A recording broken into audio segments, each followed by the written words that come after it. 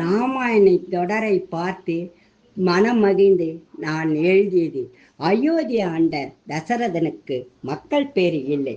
அக்னியை மூட்டி ரிஷ்யசிங்கர் முனிவரும் ஆசி வழங்க அக்னி தேவன் உட்பட 30 முக்கோடி தேவர்கள் வாழ்த்த அமுதமயமான பாயசம் பிரசாதமாக கிடைத்தது. அரசிகள் மூவருக்கும் பகிர்ந்தளித்தார் தசரதர். அழகே உருவான ஸ்ரீராம லட்சுமணன் பரதன் சத்துருக்கன் பிறந்தான். அள்ளி கொடி போல் பின்னி அரவணைத்து வளர்ந்தார்கள்.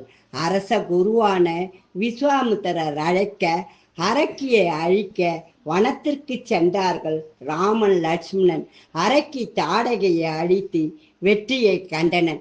அரணின் வில் வளைக்க மிதிலைக்கு சென்றனர். அகலிகை ராமன் திருவடிப்பட்டு பெண்ணானாள். அழகிய மிதிலை உள்ள வண்ண மாடத்தில் அண்ணலும் நோக்கினாள், அவளும் நோக்கினாள். காவிய வரிகள் உண்டாயின. அரசர்களின் சுயவரத்தில் சீதையின் கைப்பிடித்தான் ஸ்ரீராமன். அரசன் ஜனகர் வாழ்த்த 4 தம்பதிகளும் நாடு திரும்பினார்கள்.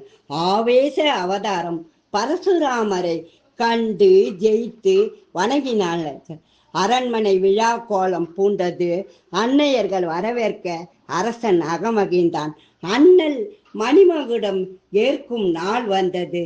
அன்னை கைகேயி வரத்தால் வனவாசம் செல்லந்தது. அன்னை சீதையை பின்தொடர இளையவன் வர ஆரண்யம் கிளம்பினார்கள். அகண்ட கங்கை நதி தீரத்தில் குகனோடு ஐவரானார்கள். ஆரண்யத்தில் முனிவர்களின் ஆசீர்வாதம் கிடைத்தது.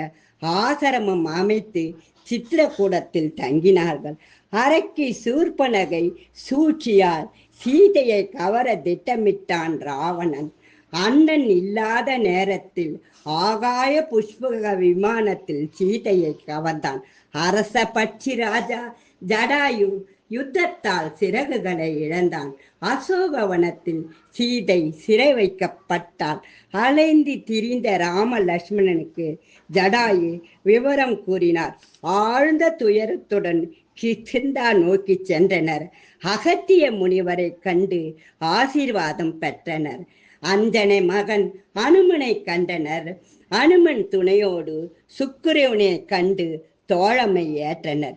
அருகில் உள்ள 7 மரத்தின் மூலம் வாலியை வென்றான் ஸ்ரீராமன். அரச மகுடத்தை சுக்கிரவனுக்கு சூட்டினான். அங்கதனை இளவரசன் ஆக்கினான். ஆட்டி படைக்கும் மழைக்காலம் முடியும் வரை காத்திருந்தனர். அனுமன் அங்கதன் வானரங்கள் சூழ மகேந்திரகிரி சென்றனர். அடையாளமாக கணையாழியை தந்தார் ஸ்ரீராமன். அங்கும் இங்கும் தேடி சீதை கிடைக்கவில்லை.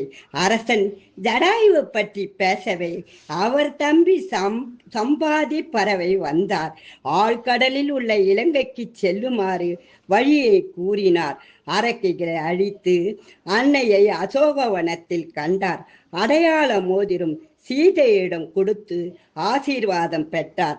ஆறுதல் அடைந்த சீதை சூடாமணியை தந்து சீக்கிரம் வந்து தன்னை மீட்குமாறு கூறினார். அக்னியால் இலங்கையை அழித்தார். ஆனந்தமாக ஆரவாரத்துடன் கடலை தாண்டினார். அன்னையை கண்டேன் என்று ராமனுக்கு ஆறுதல் தந்தது. அலைப்பாயும் கடலுக்கு சேது அணையாக நின்றது. அனுமன் படைசூழ ராமன் இலங்கையை அடைந்தார். அன்பினால் சரணாகதியானான் விபீஷ்ணன்.